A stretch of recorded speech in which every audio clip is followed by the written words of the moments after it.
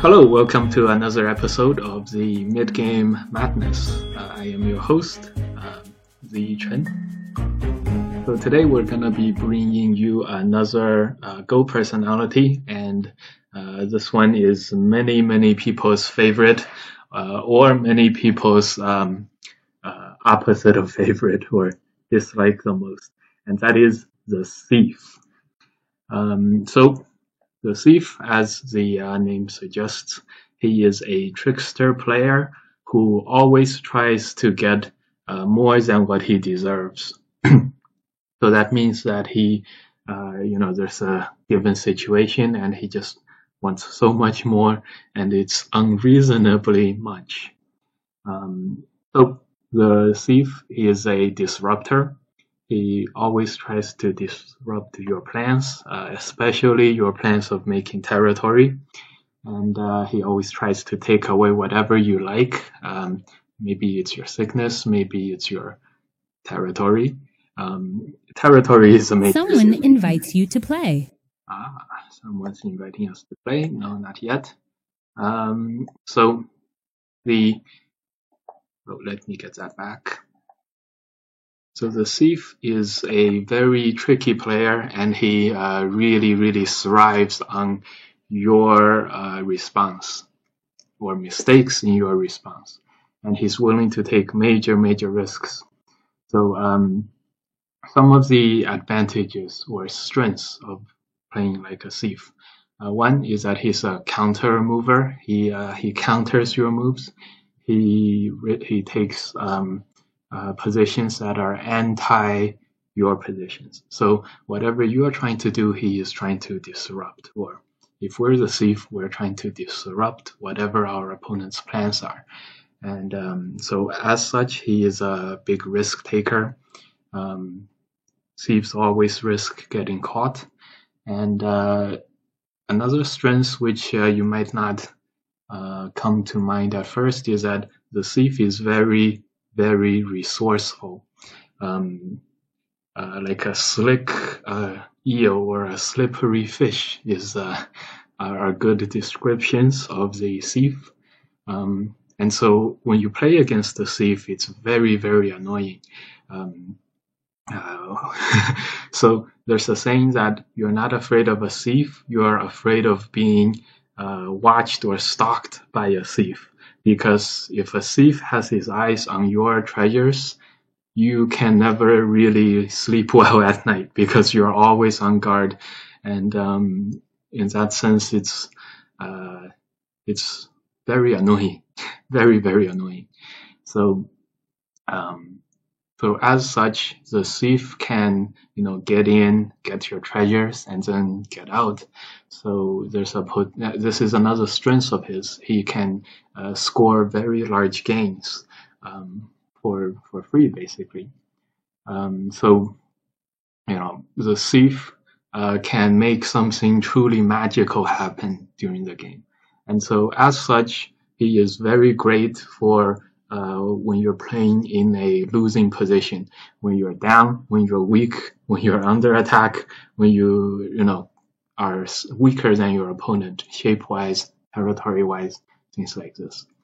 So again, this is high risk, and the thief asks for more than his fair share or more than his hard work makes him deserve. So people generally look down upon this, but on the Go board, it's very powerful, and sometimes it's magical. So some weaknesses of the thief, because the thief, he looks to run away. He never looks to really directly engage in fighting. So if you can catch a thief, you can usually beat him up. And because of his psychology, he's really trying to score something without risking himself, right? So he usually tries not to fight well. He tries not to fight, and therefore once he gets into a fight, it's always something that he does not he did not expect to be in. So, just catch him. Another weakness, and this is a psychological weakness, is that suppose a thief succeeds and he really does get away with stealing. And then he feels like he has gained a lot, and then that is a precise moment when the thief almost always gleefully loses his concentration. So if your opponent is a thief, he scores a big win against you. Usually it's time to really, really go after him, and this is also the time when he relaxes, sort of basks in his glory. Maybe he gloats a little bit. But these are the weaknesses. And so today I'm going to be showing an example game that really, really highlights the strengths and weaknesses of the thief. So I played this game on Fox at 9Dan. My opponent is a professional women player. I think she is very young, so probably about the same level as we are. Okay, and we are white. So, and this game we really, really started out as a thief and played like one throughout the game. Very, very trickster-esque. Okay, now one thing you might find about a thief is that they're very bad at fundamental Go, which we are in this case, or relatively worse off.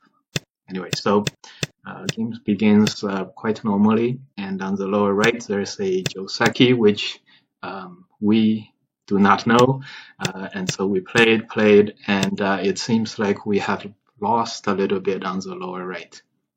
Just believe me, I checked. So the top, because before white had an opportunity to respond here, and it's a very big move, but because we're always trying to steal something that's not ours, defending whatever is ours it's not the top of our priorities, or it doesn't make us feel as good as, taking away someone else's stuff. So as a result, we tanuki a lot in the beginning. And here's where we will see a common problem with thieving play, and that is they're very weak in the frontal fighting, in the engagement. So right here, black has really, how do you say this, kind of like caught up to us, and now we have to like do some sort of fighting, and we're not very good at that. So as a result, we lost the central two stones, very, very big loss, and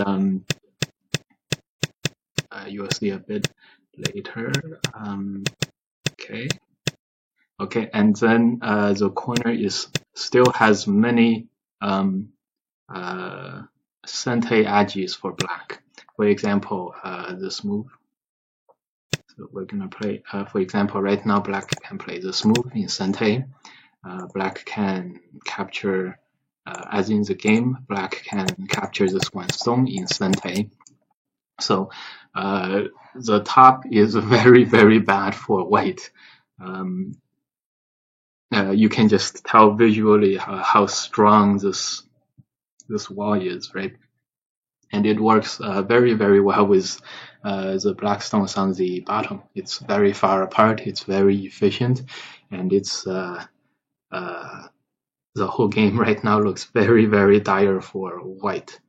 And if we do a simple count, if white plays, this is 7 points, this is like 15 points, 35, 40. White has like 45 points, and black has 10, 20, 30. Black has 30 points there already in the in the corners and that side. So,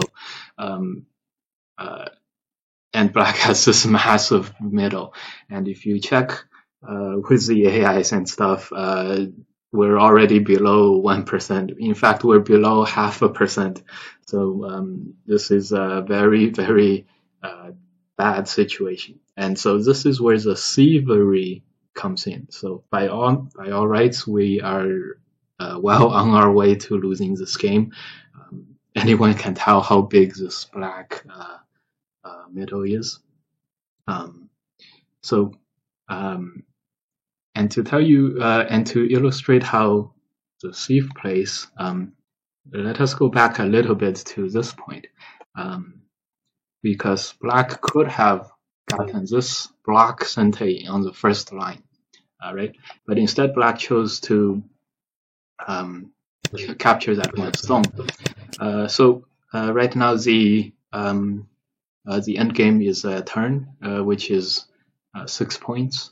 And so black might think, I got 6 points from capturing the stone anyway, so not a big deal. But this is a small opening, sort of like a door that's not completely shut, that really paved the way for white to go into this really, really large black mansion and really steal all the territory. So this is a Sente for the corner. Black plays a efficient way to live, and the reason is this. So now black can live by playing 10 here. Okay, so we can get that out of the way. Okay, so there's no life and death problems anywhere on the board. Black is in a completely winning position, completely winning, and right now it's we really need to bring out our inner thief so that we can steal this game from black. So we start by this peep. Okay, a peep here is this. So if black blocks on the outside, you can get some small benefit on the outside. Not so small, but you can tell why black does not want to block on the outside. There's a weakness, right? And this 4 captures this black 3 stones. So this is the first step to annoyance. Now black might say, I will just connect. Not so annoyed, right? Not yet. So then we begin. We do not try to reduce black by playing something like that. That would be bad. It solidifies black. We make peeps. This is a peep that threatens to connect underneath. And if black has to answer something on the outside, white can destroy a big chunk of black's territory. So black doesn't want that. So not that it's bad for black to play that way. It's that black psychologically is feeling like white is trying to steal something away from him, right? So at these moments, it's psychologically very, very, easy to want to stand up for the righteousness. You're sort of standing up for the right stuff. White is not supposed to get anything. White is not supposed to be able to destroy black's territory. So you're sort of defending your treasures, which is your big territory. And so another peep and another small extension here. Now this is using the previous peep right here for a connection on the bottom potential. So it's sort of also a peep. So as you can see, much of the thievery starts with peeping, being annoying, and then really trying to carve out a base or carve out an escape from the inside of the sort of like the lair or the den of the beast. Okay, and this move is we're beginning to see a small, comfortable little abode for our white group. So black played this move. Now this move is also a peep. It's sort of threatening to escape on the outside like this, and trying to escape like that. So black deliberated here for a few seconds, and she decided to fix the problem and to continue to try to surround this white. So white may have picked this move, but white decided to try to live on the other side. And after this move, you can really see white's territory taking shape, and we can just contrast this with what was pre all of these peeps. Looks like a very big, solid territory, at least the bottom part or the bottom half. Black's wall is completely strong, so the contrast is very clear to us. So the thievery has basically worked. Okay, and so now psychologically for black at this point, it looks like the thief is getting away. So, black is saying all the time, saying that's not supposed to happen. I thought our base or this whole compound that we were building was secure, and now look at this. It's something that we didn't expect, and it's bad.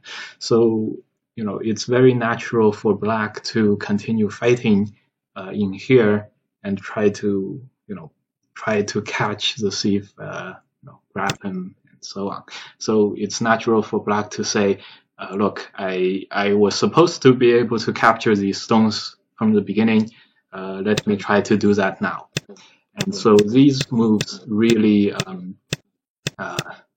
as you can see, black's attempts here, didn't work, and instead black sacrificed much more and lost many stones here. So this is a huge success for white. The fact that black tanukied now and white can play something like that is and white surrounded 15 points, even more than what black had to begin with just 2 moves basically. Black tanukied once, and so this is all from this is all very slippery. It's sort of, I felt very much that I stole black's territory, and I felt very happy as a result. But here comes that. So the previous sequence really highlighted the strengths of the thief. So white here is unexpectedly very resourceful. White's shape has a lot of what we call a bounce to it. That means if you try to, wedge into it, he, bounces you back, makes you connect. Or if you play something like this, white's next move is can capture 2 stones. So you have to spend another move, which is also like you were getting, bounced back. You sort of put a punch, and then his shape was very bouncy. So you got bounced back without any damage done to white. So white's shape is unexpectedly resourceful and bouncy, which is very common. You can see a lot of thieves. They steal your territory, and their shapes are uncharacteristically strong and bouncy with a lot of bounce, as we have said. So you end up hurting yourself a lot when you try to attack these groups. So the invasion sequence really highlighted how the thieves are, where the thieves are strong. They take advantage of you, your psychology that, this whole thing is yours. And then once you start seeing what's yours slip away from you, you start to do some irrational plays, and then you hurt yourself in the attack. As you can see here, black is still connecting these two stones, but when white jumps out to here, there's an eye with the 3 stones captured, and the outside road is open to almost everywhere. So white has turned the situation completely around. So here comes the weaknesses of the following sequences will illustrate the weaknesses of the thievery play, and that is, so we did gain hugely by destroying the black moyo, and then we also captured stones in the process. But once we have made these gains, we started to lose our concentration. So right now, if white played a move like the following, like 1 or something like 2, here 1, both are fine. Black really is in a very bad spot because remember, the huge, thick, and strong black wall now needs to live, whereas white plays at 2 and it's cold for life. Yeah, so this is really, really bad for black. So if white was alert, and as white was when he invaded the moyo, he would have been very quick to play like this move here, 1. But because white is caught up in happiness, white did not. White just kept responding to whatever black played. So this allowed black to continue to play here. Black's this move should have been there as well. Should have been here, but we can understand at this point, black's state of mind is very bad. However, we should also note that white's state of mind is also not in the best, most alert form, which is why white played sort of responses instead of being proactively looking to for better options. And so that was 1. Psychologically, when the thief succeeds, he sort of loses his concentration almost always. I like to play as a thief, so I know that this happens to me a lot. And here we will see a second one, and that is the thief doesn't have a lot of muscles, so the thief doesn't fight especially well. So white here, really regretted that white didn't play this move earlier and force black to make life by playing here. So white decides to play it now, and black takes the opportunity to Tanuki not respond on the inside, but instead respond here. This is fixing. This is living in a different way, right? With a 4 in Sente, black has an eye on the first line there. So more importantly, this move takes away white's eye space on the top. So all of a sudden, white is finding that now white has 2 groups that are not completely alive. So the thief is not very good at fighting, I have to say. So perhaps when black played here, it probably needs to connect there or play something else, or maybe something better in the corner. But anyway, so what happened here was a massive ko happened, and as a ko threat, black succeeded in what black had been trying to do all along, which was to capture the invading white stones.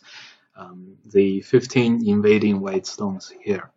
However, white got adequate compensation by also capturing 12 black stones on the outside. So the game still slightly favors white at this point, even though still a pretty close game.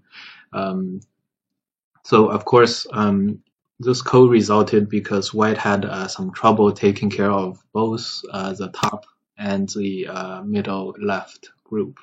And so